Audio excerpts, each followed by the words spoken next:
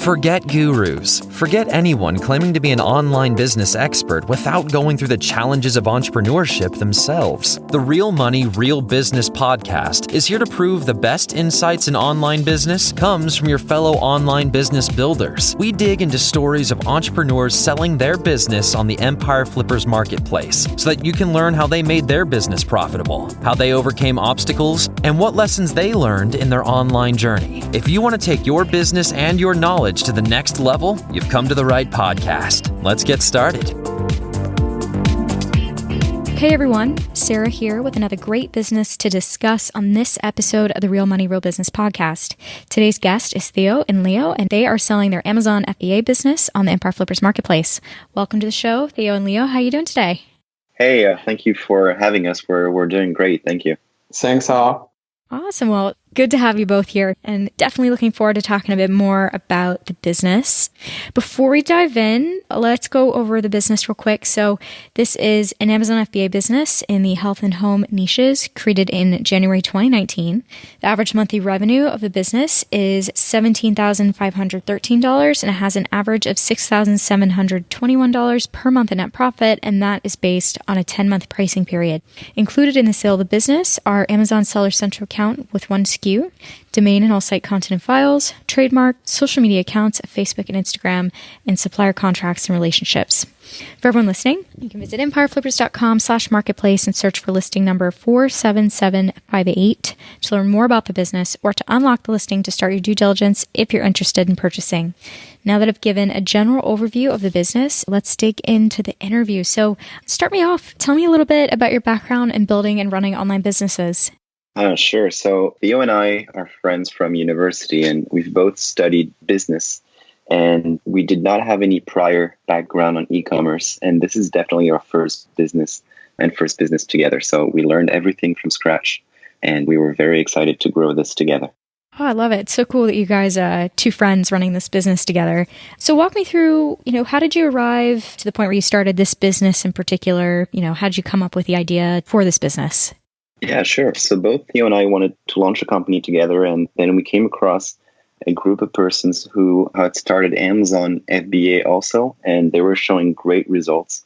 So we're not going to lie, it sounded very attractive. They were making money, and it sounded like a good thing for us to try. So we got our hands dirty and started doing some product research together, and finally decided to commit to it and invest some money. Great.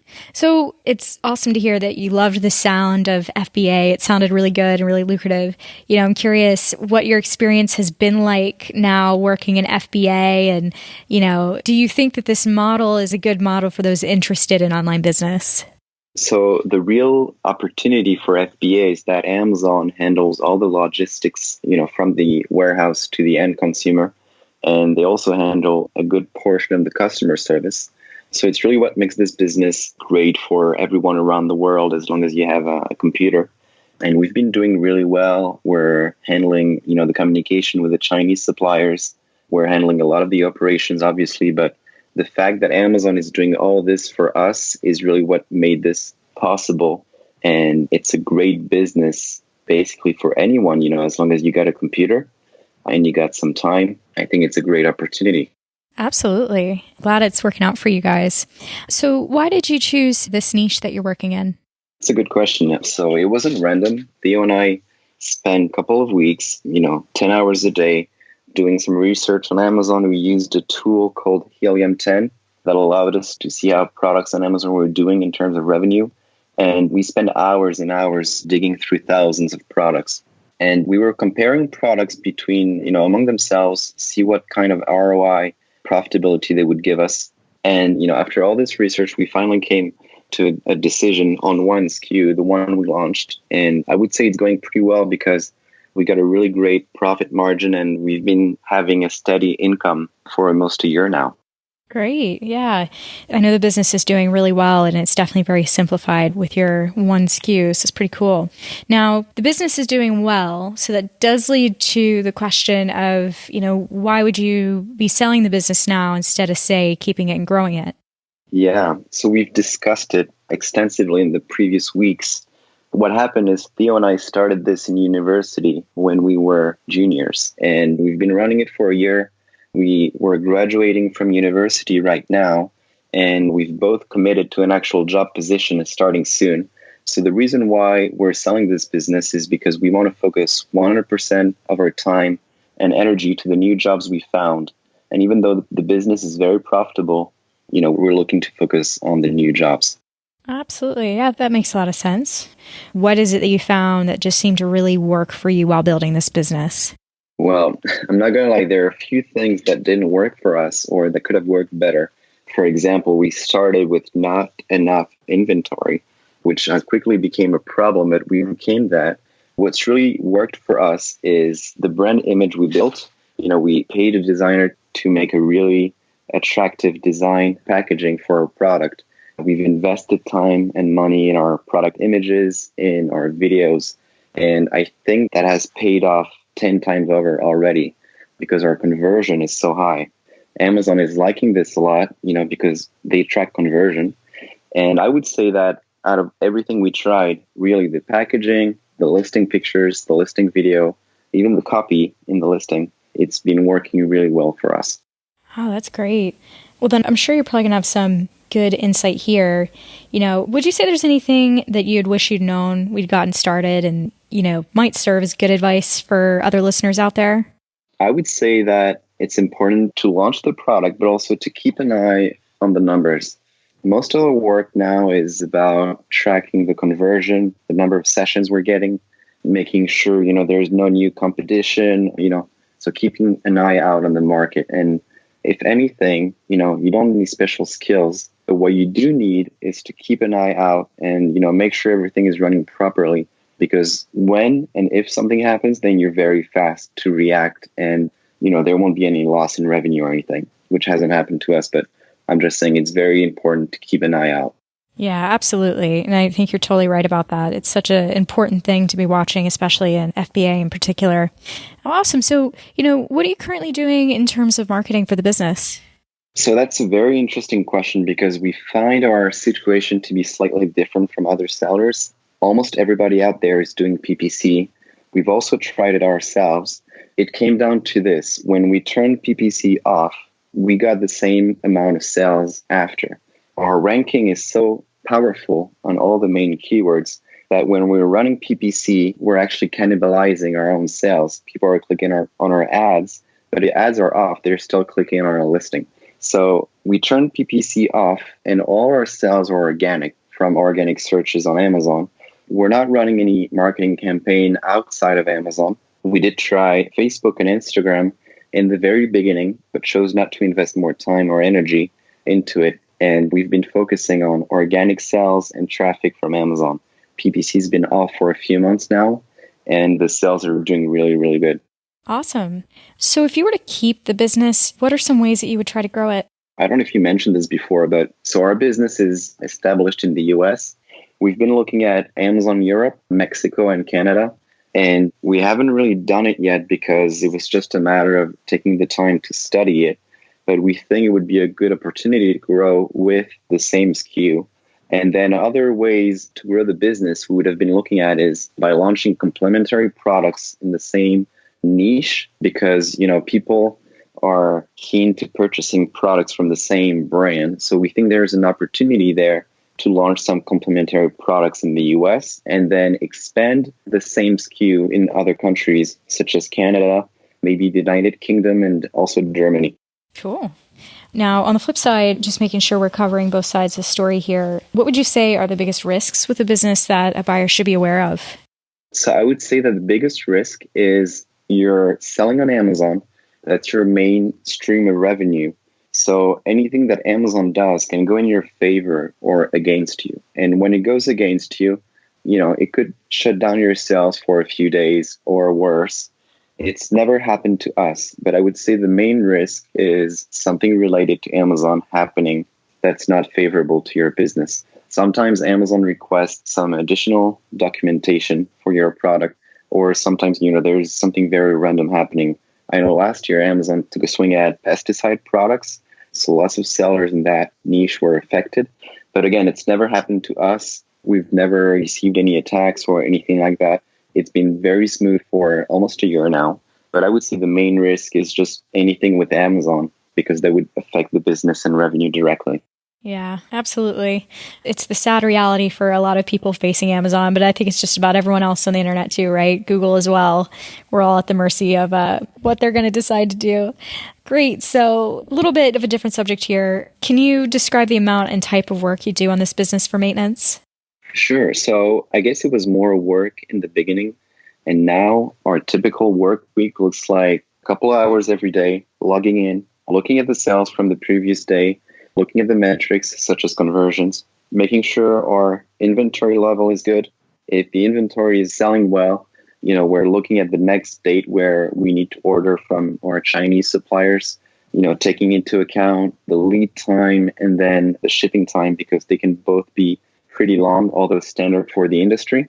And other than that, we've been running some campaigns on Amazon every once in a while for some events like Thanksgiving, Prime Day, Christmas, just 1 or 2 days where maybe we would change the main picture to make it more attractive, or maybe every once in a while we create a coupon to boost the sales. But other than that, it's pretty straightforward. It's just looking at your numbers. You realize you're selling really well, and that's it, really. I wish I could tell you more, but it's just, looking at the sales now. Oh, it's great, though. It's great that you kind of got it down and running smooth, just doing a couple things a week. So that's good. Would you say there's any skills or requirements for someone not familiar with this niche or business model? So I'm trying to remember where, when we started, because I would say we didn't have any skills for this business. I guess it's a bit of relationship, because you have to talk with suppliers. You also have to know a little bit of Amazon, how it works, how FBA works. So if you're not familiar with that, they have great FAQ resources online. You can also learn online in general about Amazon, because the Amazon business is, it's really its own kind. It's different from others. But other than that, I would say there's no real hard skill required to run this, except maybe, liking numbers, because as I said, you need to be able to track your metrics and make sure they're good. And if there's any change, try to understand why and see what you can do to overcome that problem. Okay, great. Just a couple wrap-up questions then. How much support are you offering buyers? So we're willing to offer 30 days support by email or Skype. And we're also willing to share any SOPs and resources we have, and even build extra ones the buyers would need. We're willing to go the extra mile to make sure the transition is smooth and the buyers feel comfortable business. Okay. Would you commit to a non-compete? We would definitely commit to a non-compete. As I said earlier, we're committed to another job not related to Amazon or this niche. And so we would definitely commit to a non-compete. All right. Are you open to something like an earn-out? So regarding the earn-out, our preference is not to do an earn-out. However, provided we speak with the buyers, we're willing to discuss it, of course. Okay. Would you say there's anyone who inspired you while building this business that our listeners might like as well? So that could be podcasts, YouTubers, Facebook communities, just any helpful resources?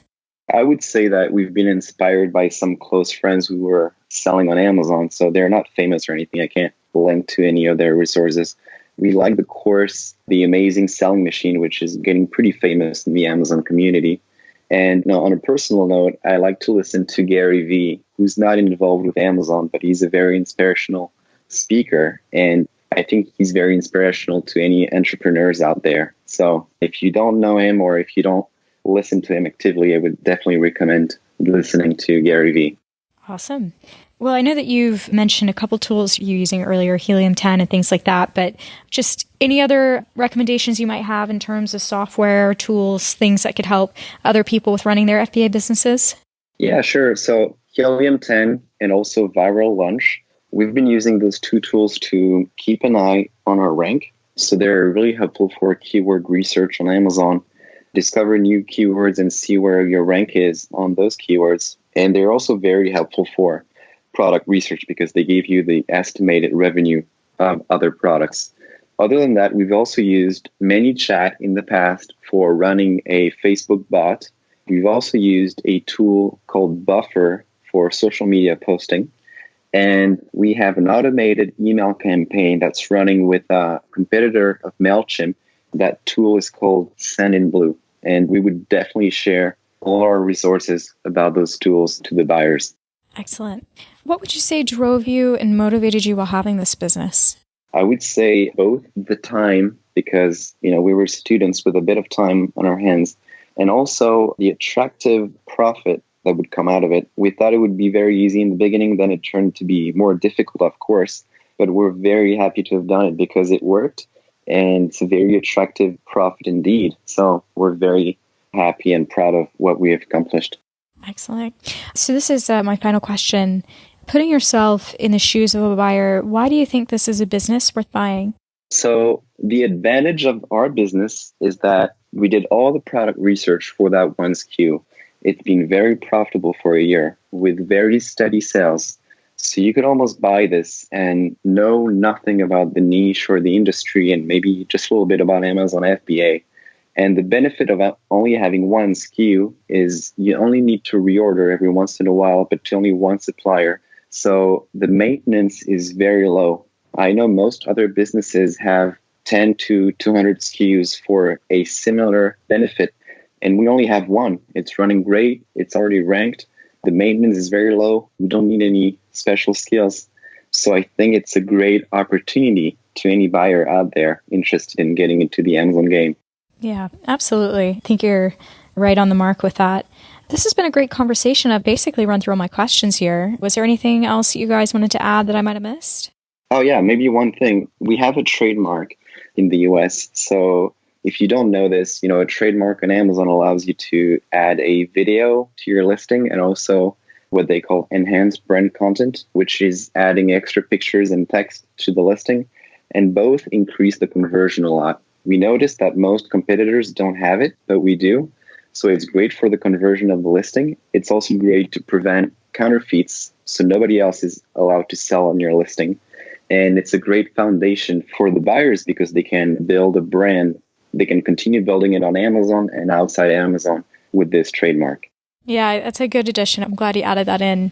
Well, awesome. This has been a great conversation. It's been fun to have you guys on. Definitely looking forward to seeing how things play out for you guys in the deal process. Thank you, Sarah. Yeah, thank you guys. All right. Well, for everyone out there, thanks for tuning in. To check out more details on this business or to unlock the listing, visit empireflippers.com/marketplace and search for listing number 47758. If you're watching this on YouTube or Facebook, click the link in the description to go straight to the listing. By unlocking the listing, you'll be given everything you need to know about the business and can start your due diligence. Until next time.